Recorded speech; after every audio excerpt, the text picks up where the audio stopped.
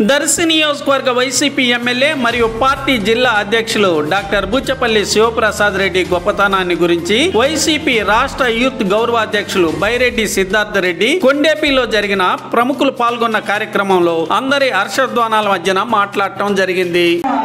మా శివన్న లాంటి వాళ్ళు కూడా ఉన్నారు. మా బుచ్చపల్లి అంటే ఒక బ్రాండ్ ఒంగోలు జిల్లాలో.